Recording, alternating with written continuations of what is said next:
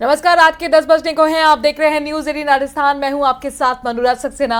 अगले आधे घंटे तमाम वो खबरें आपको बताएंगे जो बनी हैं आज की सुर्खियां। शुरुआत उदयपुर से आ रही बड़ी खबर के साथ करते हैं। सूरजपोल थाना इलाके में चाकूबाजी की घटना सामने आई है, जहां पर एक महिला और 2 युवकों पर चाकू से हमला बोला गया। घायलों को MBS हॉस्पिटल में भर्ती कराया गया है। 2 दिन पहले भी इसी सर्कल में चाकूबाजी की घटना सामने आई थी और एक बार फिर यहां पर चाकूबाजी की घटना से सूरजपोल इलाका दहशत में आ गया है। एक महिला और 2 युवकों पर चाकू से वार किया गया। घायलों को फिलहाल MBS हॉस्पिटल में भर्ती कराया गया है।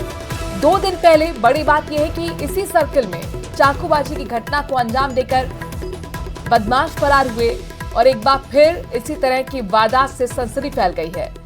उदयपुर से बड़ी खबर अपने दर्शकों को दे रहे हैं, जहां पर कानून व्यवस्था एक बार फिर सवालों के घेरे में।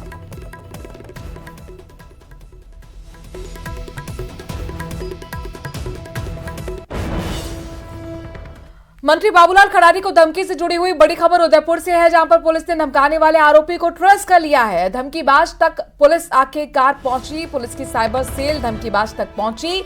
जल्द माना जा रहा है कि पूरे मामले का खुलासा हो सकता है।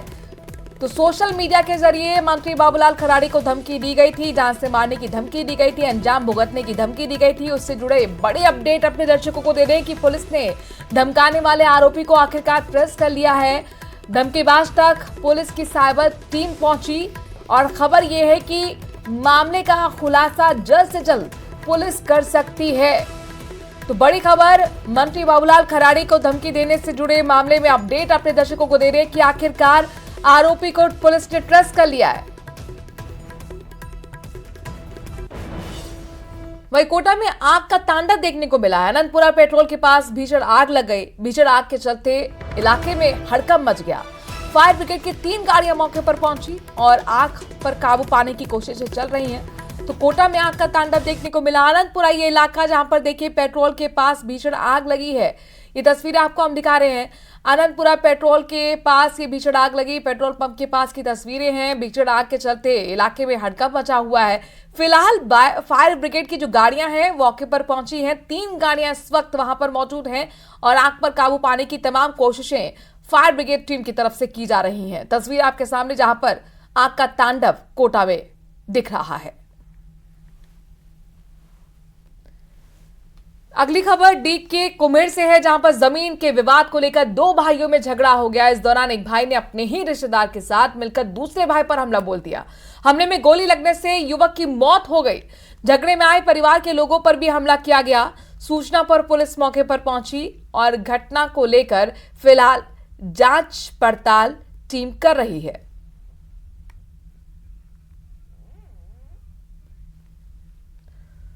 डूंगरपुर के धम्बोला में पुलिस ने कार सवार एक शराब तस्कर को गिरफ्तार किया है। पुलिस ने कार से 65 कार्टन शराब जब्त की है।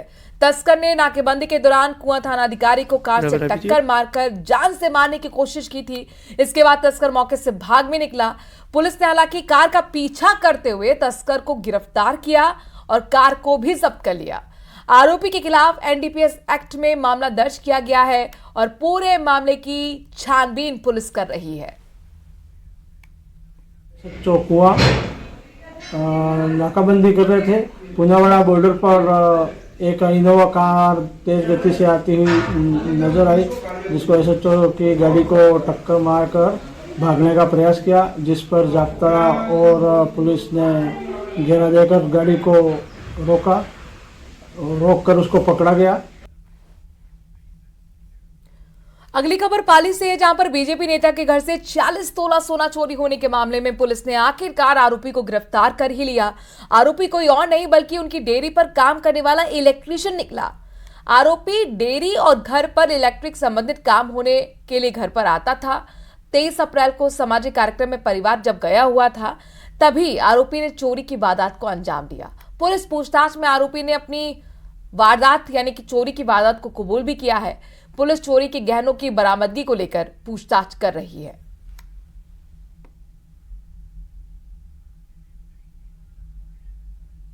बात चुनावी संग्राम की करते हैं। दरअसल प्रधानमंत्री नरेंद्र मोदी ने आज राहुल गांधी पर जमकर निशाना साधा है। राहुल ने आंसुओं को लेकर पीएम मोदी पर बयान दिया था, जिसका जवाब आज पीएम मोदी ने भी अपने अंदाज में दिया। प्रधानमंत्री के भाषण देखते हो, घबराए हुए हैं, शायद कुछ ही दिनों में स्टेज पे आंसू निकल आए। ये कांग्रेस के साजिदे मोदी के आंसुओं में अपनी खुशी ढूंढ रहे हैं। कहते हैं मोदी के आंसू अच्छे लगते हैं। ये निराश, हताश लोग अब इतने कुंठित हो गए हैं। चुनाव प्रचार के दौरान गृहमंत्री अमित शाह ने राहुल गांधी पर बड़ा हमला बोला है। उन्होंने कहा कि राहुल बाबा चुनाव लड़ने के लिए यहां से भाग रहे हैं। राहुल पर निशाना साधते हुए उन्होंने और क्या कुछ कहा है, सुनिए। हालत हुई राहुल, पहले अमेठी से लड़ते थे, स्मृति ईरानी जी के सामने हारे, वायनाड भागे, इस बार वायनाड में जोखम लगा है, अब रायबरेली गए हैं। अरे राहुल बाबा, यहां से वहां, वहां से यहां, यहां से वहां क्यों कर रहे हो? मैं आपको बता देता हूं, सीटों में कोई प्रॉब्लम नहीं है, प्रॉब्लम आप में है। जहां जाओगे वहां हारोगे। भाइयों बहनों, ये रायबरेली में भी प्रचंड बहुमत से हारने वाले हैं। मोदी जी ने तो एक ही बार चंद्रयान लॉन्च किया, चंद्रमा के दक्षिण ध्रुव पर उसको लैंड भी कर दिया। ये राहुल नाम का यान जो है, सोनिया जी ने 20-20 बार लॉन्च किया, मगर लैंड करने का नाम नहीं देता है भाई। अबे 21वां ट्रायल है, देखो क्या होता है। मुझे मालूम है 21वां ट्रायल भी क्रैश कर जाने वाला है, लैंड नहीं कर पाएगा। मैं देश भर में पूरब, पश्चिम, उत्तर, दक्षिण सब जगह जाता हूं, हर जगह से इसी प्रकार से मोदी मोदी मोदी मोदी की आवाज कानों में गूंजती आ रही। देश की जनता तय कर कर बैठी है कि 400 सीटों के साथ नरेंद्र मोदी जी को बहुमत देना है। आपको याद होगा कि नामीबियाई चीतों को राजस्थान में बसाने की चर्चा चल रही थी। तमाम चर्चाओं पर विराम लगाते हुए मध्य प्रदेश के कूनों में चीते बसा दिए गए, लेकिन चीते चंबल होते हुए राजस्थान की सरहद में दाखिल हो रहे हैं, जिन्हें वापस कूनों पहुंचाया जा रहा है। शनिवार को भी फिर ऐसा ही हुआ है।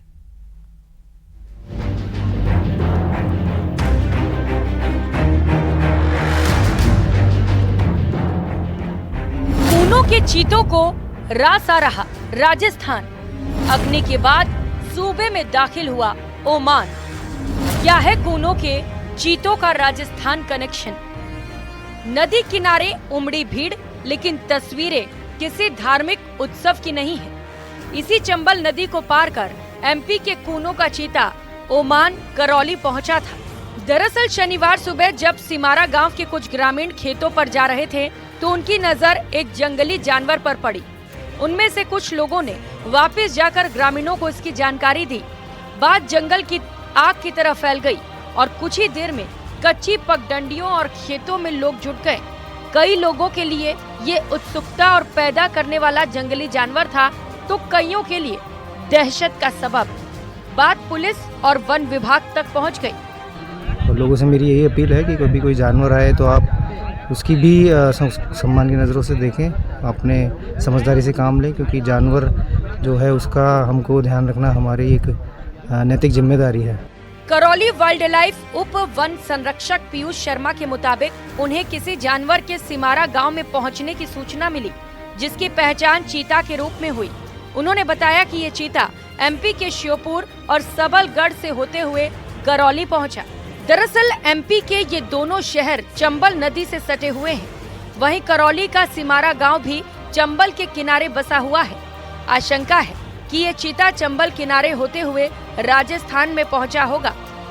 बहरहाल मध्य प्रदेश की वन विभाग की टीम ने इस चीते को ट्रैंकुलाइज कर लिया। सूचना मिलते ही तत्काल हमारी टीम एक्टिव हो गई और मौके पर पहुंच चुकी है। पुलिस और प्रशासन से भी हमने सहयोग लिया है। पुलिस की टीम भी यहां पर पहुंच चुकी है 2 थानों की। इसके अलावा एमपी से जहाँ से चीता आया है वहाँ की टीम भी यहाँ पहुँच गई है। कुछ टीम के सदस्य और आने बाकी हैं, वो आ रहे हैं। उसके बाद हम देखेंगे इसमें क्या कार्रवाई की जा सकती है ताकि ये जहाँ से आया है वहाँ पर इसको सुरक्षित पहुँचाया जा सके। ये पहली बार नहीं है कि कूनो से कोई चीता राजस्थान की सीमा में आया हो।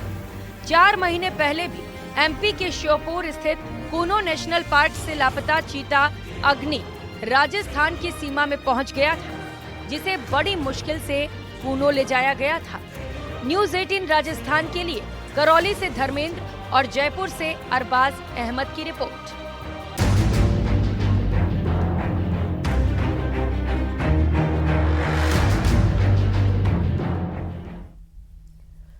प्रदेश में गर्मियों में पानी की किल्लत आम है, लेकिन हर 5 साल में सरकार बदलने के बाद भी यहाँ सूरत नहीं बदल रही है। ये रिपोर्ट देखिए।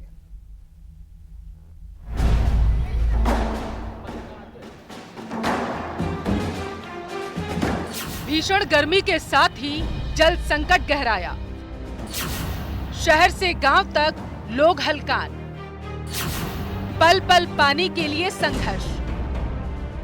सूखे पड़े हैं हैंडपंप, कैसे बुझे प्यास। तस्वीरें 3 हैं, लेकिन वानगी एक ही। जीवन की सबसे बुनियादी जरूरत पानी की घनघोर किल्लत। जैसे जैसे पारा बढ़ रहा, पेयजल संकट ने ग्रामीणों और शहरवासियों का जीवन दुश्वार कर दिया। महंगे पानी के टैंकरों के लिए ग्रामीणों को 500 से 700 रुपए प्रति टैंकर चुकाने पड़ते हैं। आपके टेलीविजन स्क्रीन पर नजर आ रही ये 3 तस्वीरें जिम्मेदारों की कथनी और करनी का फर्क बता रही है। जब धरती तप रही हो और आसमान से आग बरस रही हो, हर 5 मिनट बाद गला सूख रहा हो और पीने के लिए पानी तक ना हो, कभी सोचा है उस हाल में इंसानों और बेजुबानों पर आखिर क्या गुजरती? नहीं ना। जिस सवाल का जवाब आपको परेशान कर रहा, उस हाल में प्रदेश के हजारों लाखों जिंदगी बसर करने के लिए मजबूर है। पानी की राह देख रहे लोगों की ये तस्वीरें अजमेर से आई। गर्मी बढ़ने के साथ ही अलग अलग क्षेत्र में कम प्रेशर और 3 से 4 दिनों में पानी की सप्लाई हुई, जिससे लोगों का सब्र अब जवाब दे चुका है। जलदाय विभाग के आगे महिलाएं मटका फोड़कर अपना विरोध जता रही हैं। हमारी पूरी कोशिश रहेगी कि जो बीसलपुर से सप्लाई हम दे रहे हैं उसको नियमित रूप से सुचारू रूप से दे सकें। बूंदी के हिंडोली क्षेत्र में पानी के लिए लोग मरने मारने पर आमादा। जिस हाल में लोग जी रहे हैं उसमें लड़ाई झगड़ा अस्वाभाविक भी नहीं कहा जा सकता। जरा सोचिए, जहां घंटों इंतजार के बाद भी पानी मिलने की कोई गारंटी ना हो, वहां टैंकर नजर आने के बाद कोई कहां तक आखिर सब्र रख सकता है। ये बात और है कि मारपीट करने वाले भी अंत में अपनी बाल्टी नहीं भर पाते। टैंकर आता है, उसमें भरता है, पाते हैं।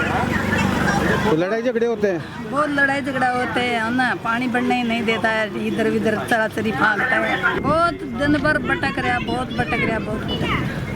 परेशानी आ रही है साहब, हमारा बहुत परेशानी आ रही है। गर्मी में अचानक पानी नलकूपों में सूख जाने से काफ़ी संकट गहरा गया है और अभी हम टैंकरों द्वारा मुख्य गांव पेच की बावड़ी में 4 टैंकर पर डे, 2 टैंकर काला माल, 1 बीकरण, 1 भीमगंज, 1 मोतीपुरा लाकर लोगों को राहत पहुंचाने का काम कर रहे हैं।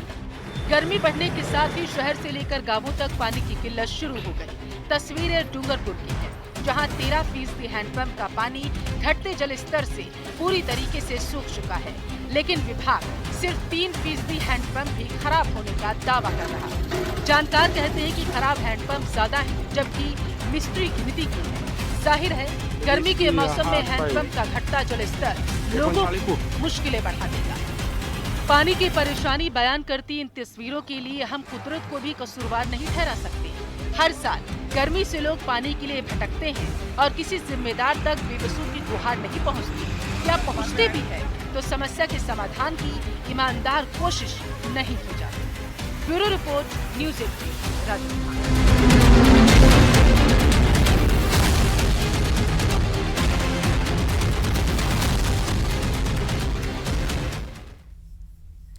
तो ग्राउंड जीरो रिपोर्ट आपने देखी। एक छोटे से ब्रेक के लिए यहां पर रुक रहे हैं, जल्द हाजिर होते हैं कुछ और खबरों के साथ।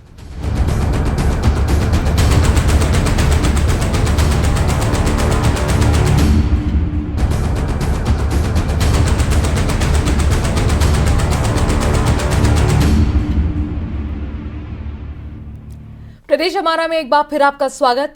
युवा कॉमेडियन श्याम रंगीला ने वाराणसी के रण में पीएम मोदी के खिलाफ ताल तो ठोक दी है, लेकिन नामांकन के पैसे उनके पास नहीं है। सोशल मीडिया पर 25,000 के आसपास फॉलोअर्स भी हैं। अब रंगीला का कहना है कि वो क्राउड फंडिंग के सहारे नामांकन पर्चा दाखिल करेंगे, लेकिन चुनाव लड़ेंगे जरूर।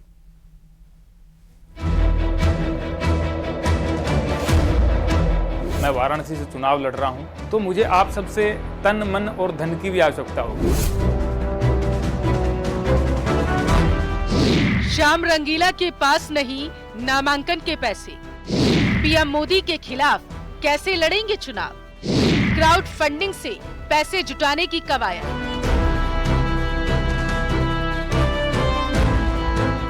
वाराणसी से पीएम मोदी के खिलाफ चुनावी रण का ऐलान करने वाले मिमिक्री आर्टिस्ट श्याम रंगीला पैसों की तंगी से जूझ रहे हैं, फिर भी चुनाव लड़ने का उनका इरादा अटल है।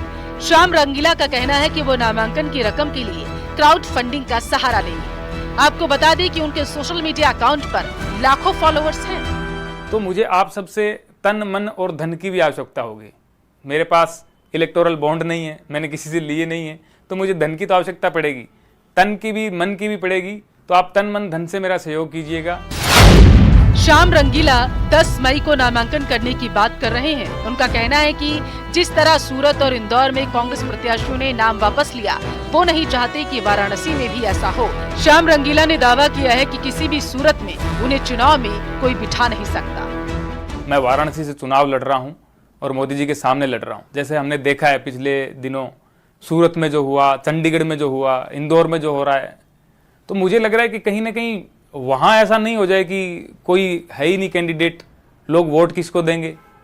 अगर एक व्यक्ति भी किसी के विरोध में वोट देना चाहता है तो उसको अधिकार है वोट देने का। ईवीएम पे नाम तो हो किसी का। संसदीय क्षेत्र वाराणसी में जाने से ये प्रभाव बहुत पड़ेगा, मेरी आवाज़ लोगों तक पहुँचेगी और वाराणसी की जनता जो है वो भी मुझे बुला रही है। बहरहाल क्राउड फंडिंग के दम पर श्याम रंगीला नामांकन भरने की तैयारी कर रहे हैं। अब देखना ये होगा कि वो जिस मकसद से चुनावी मैदान में उतरे हैं उसे पूरा भी कर पाते हैं या फिर दूसरों की मिमिक्री कर हंसाने वाले रंगीला खुद कॉमेडी न बनकर रह जाएं। Bureau report, news 18, Rajasthan.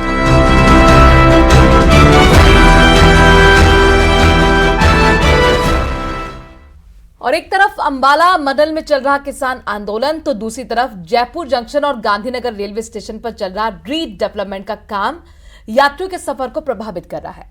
गर्मियों की छुट्टी में जब यात्री भार सबसे ज्यादा होता है, ठीक उसी समय एनडब्ल्यूआर को लगातार ट्रेनें रद्द करनी पड़ रही हैं। ये खास रिपोर्ट देखिए।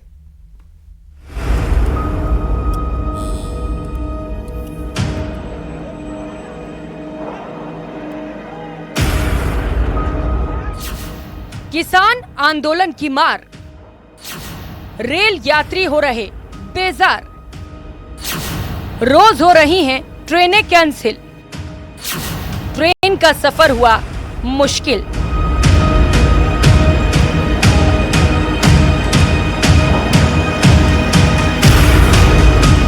ट्रेन प्लेटफॉर्म पर आ चुकी है, लेकिन उस पर सवार होना सबके बूते की बात नहीं।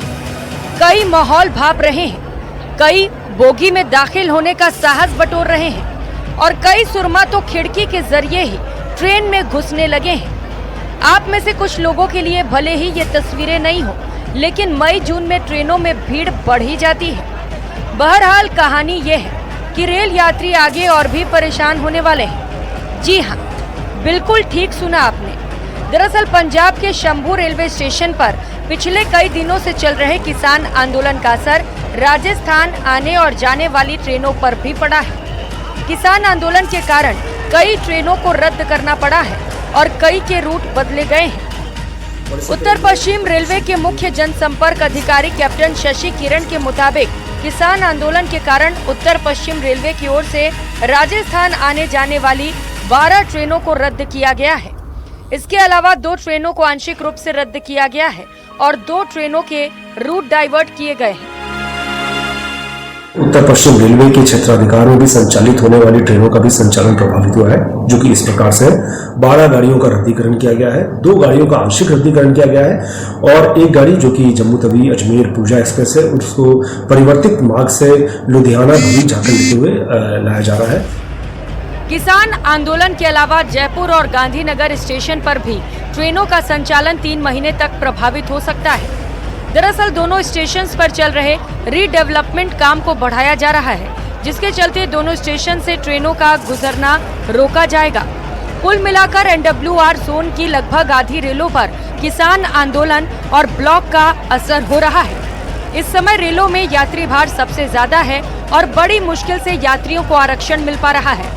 ऐसे में इतनी बड़ी तादाद में रेलें रद्द होंगी तो यात्रियों का सफर अधर में पड़ सकता है। न्यूज़ 18 राजस्थान के लिए जयपुर से आसिफ खान की रिपोर्ट।